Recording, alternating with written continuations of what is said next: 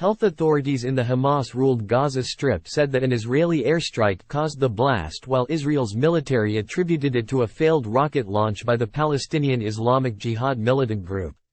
Brussels gunman who killed 2 Swedes shot dead by police. A Tunisian gunman suspected of killing 2 Swedish football fans in Brussels died on Tuesday, after being shot by police in a café, hours after an attack which Sweden's prime minister said showed Europe must bolster security to protect itself. Following is a summary of current world news briefs. Migrants drowning in Mediterranean prompts criticism of Malta's rescue policies. A passenger on a rubber boat adrift in the Mediterranean Sea called a rescue hotline on June 23 to plead for help. The boat, carrying 14 migrants from the Middle East and Africa, was out of fuel in choppy waters, and a male passenger had just drowned. The craft was about 70 nautical miles off the coast of Malta, within the small island country's search and rescue zone, according to position data recorded by Alarmphone, the hotline operator. Within these zones, countries are obligated under international law to coordinate search and rescue operations. Hundreds killed in Gaza hospital blast. West Bank protests erupt.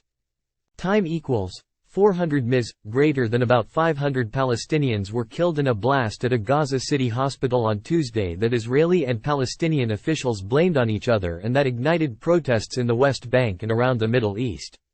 Health authorities in the Hamas-ruled Gaza Strip said that an Israeli airstrike caused the blast, while Israel's military attributed it to a failed rocket launch by the Palestinian Islamic Jihad militant group. Brussels gunman who killed 2 Swedes shot dead by police. A Tunisian gunman suspected of killing 2 Swedish football fans in Brussels died on Tuesday after being shot by police in a café, hours after an attack which Sweden's prime minister said showed Europe must bolster security to protect itself. The 45-year-old, who identified himself as a member of Islamic State and claimed responsibility in a video posted online, is also suspected of wounding another Swedish national in his attack in central Brussels on Monday evening. Ukraine uses U.S. long-range missiles to strike Moscow-occupied territories. Ukrainian forces used U.S.-supplied long-range ATACMS missiles for the first time, inflicting heavy damage on 2 airfields in Russian-occupied areas, with President Volodymyr Zelensky saying on Tuesday that the weapons had proven themselves.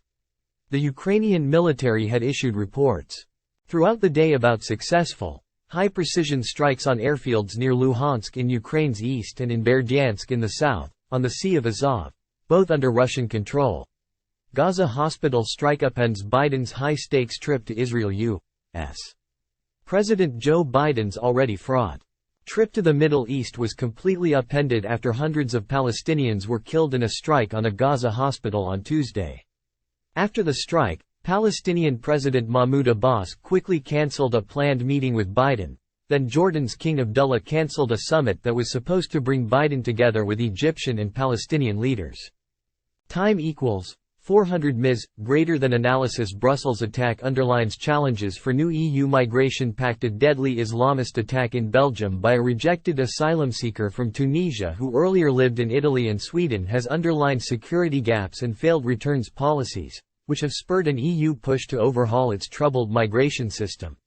Monday's shooting came at a time of heightened security concerns across Europe linked to the Israel-Hamas war.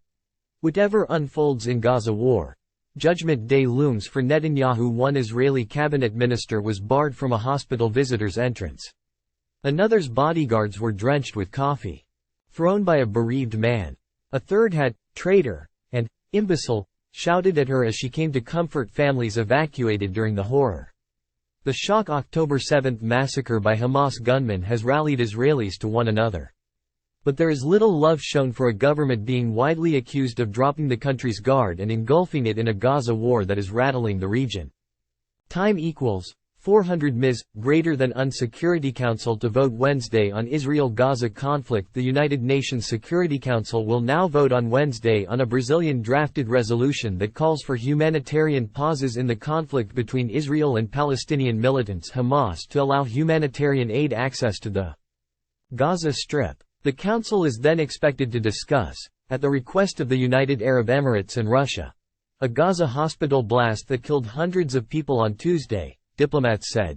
In Gaza's deadliest day, Hospital strike kills about 500, Gaza authorities said an Israeli air strike on Tuesday killed about 500 people at a hospital in the Palestinian enclave, but Israel said a Palestinian barrage had caused the blast. The death toll was by far the highest of any single incident in Gaza during the current violence, triggering protests in the occupied West Bank, Istanbul and Amman. Biden considering $100 billion funding request that includes Israel, Ukraine aid sources U.S. President Joe Biden may consider a supplemental request of about $100 billion that would include defense aid for Israel, Ukraine and Taiwan. Multiple sources familiar with the request told Reuters on Tuesday. Biden has been widely expected to ask Congress to pass a supplemental spending bill within days, as Washington responds to the deadly October 7 attack on Israel by Hamas militants while looking to continue to support Ukraine as it grapples with a Russian invasion. This story has not been edited by DevDiscourse staff and is auto-generated from a syndicated feed.